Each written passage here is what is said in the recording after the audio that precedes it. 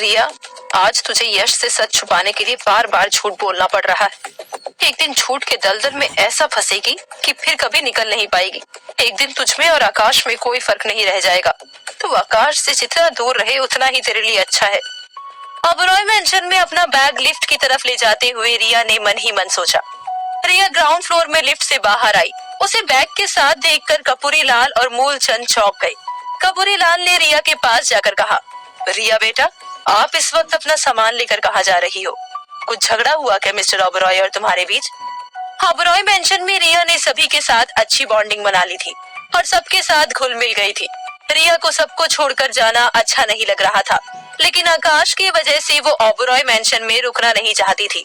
रिया ने हल्की मुस्कान के साथ कपूरी लाल से कहा, अंकल, मैं आपसे और मूलचंद से मिलने जरूर आऊंगी। कपूरी लाल समझ गया कि आकाश और रिया के बीच कुछ सीरियस बात हुई है और फिर रिया दोनों से विदा लेकर ओबरॉय मेंशन से चली गई। वहीं अपने ऑफिस में यश अंधेरे में बैठा हुआ था। उसने परेशान होकर मन ही मन कहा, आकाश, तुम सच में डिसेबल हो या फिर मुझे अपने जाल में फंसाने के लिए रिया के साथ मिलकर कोई खेल खेल रहे हो? तभी यश की नजर अपनी खिड़की से बाहर गई। उसने देखा डीके आकाश को व्हील चेयर से उठाकर कार में बैठा रहा था और फिर यश ने दृढ़ता से मन ही मन कहा, आकाश, तुम्हारे डिसेबल होने का सच मैं जान कर रहूंगा। ओबरॉय मेंशन पहुंचकर आकाश ने देखा रिया के कमरे की लाइट बंद थी। आकाश रिया के कमरे के अंदर गया और आकाश ने देखा कमरा खाली था और खाली कमरा देखकर आकाश को रिया की याद आ गई। भले ही आज आकाश ने रिया से कह तो दिया था कि उसके जैसी कितनी आई और कितनी गई, लेकिन रिया के जाने से आकाश को अंदर ही अंदर तकलीफ होने लगी। आकाश रिया के खाली बिस्तर पर बैठ गया और रिया के बिस्तर को हाथ से सहलाने लगा। आकाश को उस रात की याद आ गई जब वो बच्चों की तरह रो रहा था और रिया के बिस्तर में आकर उससे लिपट गया था। आकाश को उस दिन की भी याद आ गई जब वो रिया के लिए उसकी पसंद की साड़ियां लेकर आया था और रिया ने उसे थैंक यू कहा था। ये सब याद कर आकाश की आंखें गीली होने लगी और उसने सिसकते हुए कहा, रिया, तुम्हें नहीं भूल पाऊंगा मैं। वही रिया गिन्नी के अंकल के अपार्टमेंट में अभी अभी पहुंची थी। रिया को खुश होना चाहिए था कि वो फाइनली आकाश से आजाद हो चुकी थी, लेकिन ना जाने क्यों आजाद होकर वो बिल्कुल भी खुश नहीं थी। रिया को याद आने लगा कि किस तरह वो ऑफिस से घर आने के बाद मेंशन के जिम में एक्सरसाइज किया करती थी और डी के बात बात पर उसका मन बहलाया करता था। रिया को याद आने लगा कैसे डाइनिंग पर वो और डी के मिलकर खुशफुसाहट में आकाश का मजाक बनाया करते थे। रिया को याद आने लगा कैसे डिनर के बाद वो किचन में जाकर मूलचंद और कपूरी लाल के साथ डिश वॉश करती थी और मूलचंद उसे अपने गाँव के किस्से कहानियां बताया करता था। लेकिन तभी रिया को ओबरॉय मेंशन की सुबह याद आ गई जब वो हर सुबह आकाश ओबरॉय को व्हील चेयर में ऑफिस के लिए तैयार बैठे देखती थी। आकाश को देखकर उसे हर सुबह डर लगा रहता कि कहीं आज आकाश की वजह से उसकी जिंदगी में कुछ नया भूचाल ना आ जाए। ये सोचकर रिया ने मन ही मन कहा, तुम्हारे साथ रहने से इस अपार्टमेंट में अकेले रहना कहीं ज्यादा ठीक है मिस्टर ओबरॉय। रिया के जाने के गम में आकाश ने डिनर भी नहीं किया और वो अपने बिस्तर में बिना चेंज किए ही लेट गया। उसके मन में खलबली मची हुई थी। उसे इस वक्त किसी से बात करने की जरूरत थी जो उसके दिल के दर्द को शांत कर सके और फिर आकाश ने उसी से बात करना सही समझा जिसने उसे दिल का दर्द दिया था। डेटिंग ऐप खोलकर आकाश ने बटरफ्लाई को मैसेज टाइप करते हुए कहा, बटरफ्लाई, किसी के चले जाने के दर्द को कैसे कम किया जाए। वही रिया डिनर करके बिस्तर पर आई ही थी कि उसे अमीगो का मैसेज आ गया। अमीगो का मैसेज आते ही रिया खुशी से उछल पड़ी और कहा, अमीगो, अच्छा ही हुआ तुमने मुझे मैसेज कर दिया। आज मैं तुम्हें बताकर सरप्राइज देने वाली हूँ कि मैं तुम्हारे लिए सब कुछ छोड़कर आ गई हूँ। और फिर अमीगो का मैसेज पढ़कर रिया के मन में कौतूहल जागा। उसने अमीगो का जवाब देने की बजाय उसे सवाल करते हुए कहा, आखिर किसके जाने का दर्द हो रहा है तुम्हें अमीगो? बटरफ्लाई का मैसेज पढ़कर आकाश और भी परेशान हो गया। उसे समझ ही नहीं आया कि बटरफ्लाई को क्या जवाब दे। आकाश जानता था कि उसे किसी न किसी दिन बटरफ्लाई को रिया के बारे में बताना ही था। और फिर आकाश ने बटरफ्लाई को मैसेज टाइप करते हुए कहा, बटरफ्लाई, आई एम सॉरी। मुझे तुम्हें एक बात बता रही थी। मेरे मन में हमेशा से तुम ही थी, लेकिन फिर मेरी जिंदगी में कोई आई है जिसने मुझे तुमसे अलग कर दिया और आज तुम्हारी तरह वो भी मुझे छोड़कर चली गई। मैसेज पढ़कर रिया को यकीन ही नहीं हुआ कि जिसके दिल में रहने के लिए वो सब कुछ छोड़कर चली आई थी, उसने दिल में किसी और को बसा लिया था। रिया दोबारा से मैसेज पढ़ने लगी कि कहीं उसने कुछ गलत तो नहीं पढ़ लिया। और जब उसे यकीन हो गया कि अमीगो के दिल में कोई और था, रिया का मन पल भर में ही भर भरा कर टूट गया। रिया की आंखों से आंसू बहने लगे। वहीं आकाश ने बटरफ्लाई को मैसेज करते हुए कहा, बटरफ्लाई, शायद मुझे तुमसे बेवफाई करने की सजा मिली है। रिया ने कुछ देर बाद मैसेज पढ़कर अपने मन को शांत किया और अमीगो को मैसेज टाइप करते हुए कहा, अमीगो, इसमें तुम्हारी गलती नहीं है, मैंने ही तुम्हें खुद से दूर किया था। और फिर रिया ने मन ही मन सोचा, क्या हुआ अगर अमीगो की लाइफ में कोई है भी तो? अब तो वो अमीगो को छोड़कर चली गई है। मुझे अमीगो को बता देना चाहिए कि आज मैं उसके लिए सब कुछ छोड़कर आ गई हूँ। इससे पहले कि रिया मैसेज करती, उसे अमीगो का मैसेज आया।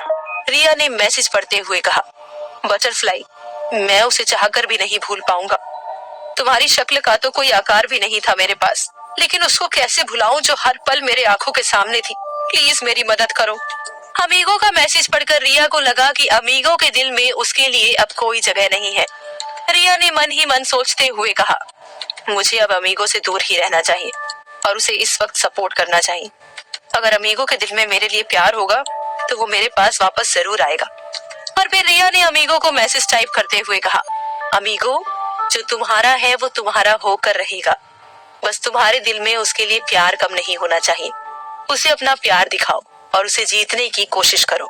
अगर उसके दिल में तुम्हारे लिए जगह होगी तो वो वापस जरूर आएगी। बटरफ्लाई का मैसेज पढ़कर आकाश को तसल्ली हुई। आकाश ने मन ही मन कहा, रिया, तुम्हारे लिए अपने मन में प्यार कम नहीं होने दूंगा।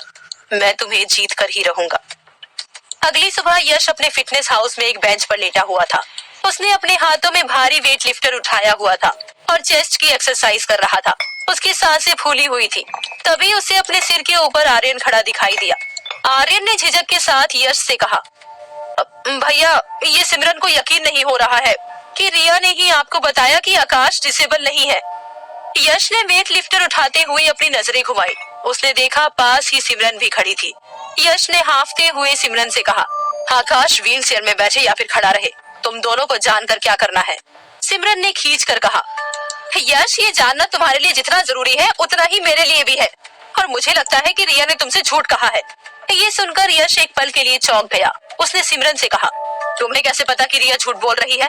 सिमरन ने परेशान होकर कहा, कल मैं आकाश के ऑफिस में गई थी ये जानने के लिए कि आकाश डिसेबल है या नहीं। जैसे ही मैंने आकाश को गले लगाकर उसे झीला छोड़ा, वो जमीन पर गिर गया, मानो उसके पैरों में जान ही ना हो। ये सुनकर यश ने पूरी ताकत से वेट लिफ्टर उठाया, लेकिन वेट लिफ्टर उसकी छाती में ही गिर गया। यश को चोट लगते लगते बची। यश ने वेट लिफ्टर जमीन पर फेंका और उसने गुस्से में कहा, आखिर चाहता क्या है ये आकाश? रिया ऑफिस के लिए तैयार होकर शारदा बिल्डिंग के नीचे आई। उसने देखा गेट पर आकाश की कार खड़ी थी और रिया के गेट से बाहर आते ही आकाश ने कार का दरवाजा खोल दिया। आकाश को देखकर रिया चौंक गई। आकाश ने सहजता से रिया से कहा, रिया, अंदर आ जाओ। रिया ने ठंडे लहजे में आकाश से कहा, थैंक यू मिस्टर ओबरॉय, मैं ऑटो से चली जाऊंगी। आकाश ने प्यार से रिया से कहा, रिया, मैं भी ऑफिस ही जा रहा हूँ, अगर साथ चलने में तुम्हें कोई प्रॉब्लम ना हो तो प्लीज अंदर आ जाओ। रिया आकाश को इतने प्यार से बात करता देख पहली बार देख रही थी। उसे यकीन ही नहीं था कि अंदर बैठा शख्स आकाश ही था। और फिर रिया असमंजस के साथ कार में बैठ गई। रिया की कार में बैठते ही आकाश ने कहा, कल रात ठीक से खाना खाया तुमने? नई जगह पर रहने आई हो, शुरू दिन खाना बनाने की आदत नहीं होगी। रिया को अपने कानों पर यकीन ही नहीं हो रहा है कि ये वही आकाश ओबरॉय है जिससे कल वो मिली थी। और फिर रिया ने सहजता से कहा, जी मिस्टर ओबरॉय, मैंने कल खाना बाहर से ऑर्डर कर लिया था। आकाश ने रास्ते भर रिया से इतनी बातें की जितनी बातें उसने रिया से पहले दिन मिलने से लेकर कल तक की थी। आकाश रिया को एक ही दिन में बता देना चाहता था कि उसके दिल में रिया के लिए प्यार कम नहीं हुआ है। रिया को बस उसके दिल के अंदर झांकने की जरूरत थी। वही रिया कौतूहल से आकाश की बातों को सुनती रही। और फिर रिया ऑफिस आने के पहले पहले आकाश की कार से उतर गई ताकि यश को उस पर शक ना हो। वहीं आकाश अपने ऑफिस में बैठा हुआ था। डीके आकाश के कॉफी जार से आकाश के लिए कॉफी बना रहा था। आकाश ने डीके से सहजता से कहा, डीके, अपने लिए भी बना लेना कॉफी। डीके ने आकाश से असहज होकर कहा, नहीं सर, मैं बाद में पी लूंगा। आकाश ने मनाने के लहजे में कहा, डीके, तुम अभी भी नाराज हो? सॉरी, कल मैं तुम पर चिल्लाया था। डीके ने तुरंत कहा, नहीं सर, आप क्यों सॉरी बोल रहे हैं? मैं समझ गया था रिया की वजह से आपका मूड ठीक नहीं है, आपने गुस्से में बोल दिया होगा, कोई बात नहीं। आकाश ने डीके से कहा, अगर नाराज नहीं हो तो ठीक है, अपनी कॉफी भी ले आओ, मुझे तुमसे कुछ डिस्कस करना है। डीके ने आकाश के टेबल पर कॉफी रखते हुए कहा, सर आपको नहीं लगता रिया को मनाने की वजह से यश को आप पर और रिया पर शक हो जाएगा? आपका यश की जासूसी करने का प्लान चौपट हो जाएगा। आकाश ने डीके से कहा, डीके इस वक्त रिया से जरूरी कुछ भी नहीं है, बस एक बार रिया के साथ सब कुछ पहले जैसा हो जाए, बाकी सब देख लेंगे। क्या आकाश रिया को मना पाएगा? क्या आकाश रिया के मन में अपने लिए प्यार जगा पाएगा? क्या यश आकाश की डिसेबिलिटी का सच पता कर पाएगा? जानने के लिए सुनते रहिए बंदनी।